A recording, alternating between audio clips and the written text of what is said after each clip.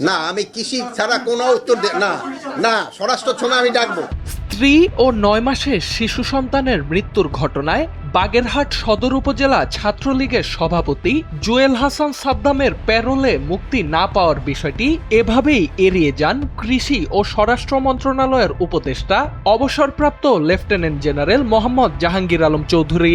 রোববার দুপুরে কৃষি মন্ত্রণালয়ের সভাকক্ষে কৃষির সার্বিক পরিস্থিতি নিয়ে ব্রিফিং শেষে প্রশ্নোত্তর পর্বে এই ঘটনা ঘটে। ব্রিফিং শেষে উপদেষ্টা উপস্থিত সাংবাদিকদের কাছে জানতে চান কারো কোনো প্রশ্ন আছে কিনা। এ সময় এক সাংবাদিক যশোরের ঘটনাটি নিয়ে তার দৃষ্টি আকর্ষণ করেন। জবাবে মোহাম্মদ জাহাঙ্গীর আলম চৌধুরী বলেন, না, আমি কৃষি ছাড়া কোনো উত্তর দেব না।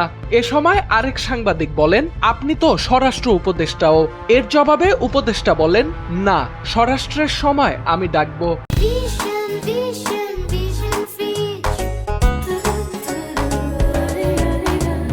পরে এক সাংবাদিক মন্তব্য করেন, আপনি তো দায়বদ্ধ। এ কথার জবাবে স্বরাষ্ট্র উপদেষ্টা বলেন, না, আমি দায়বদ্ধ নয়। আজকে আমি কৃষির জন্য ডেকেছি, আমি কৃষি ছাড়া বলবো না। আপনারা কৃষির উপর জিজ্ঞাসা করবেন। যেহেতু কৃষকদের সমস্যাগুলো আপনারা বলেন না, এগুলো হলো সমস্যা। স্যার আপনি স্বরাষ্ট্র স্যার, আপনি স্বরাষ্ট্র স্যার, আপনি স্যার স্বরাষ্ট্র স্যার। একটা মৃত বাচ্চা স্যার, একটা মৃত বাচ্চা। আমি কৃষি ছাড়া বলবো না।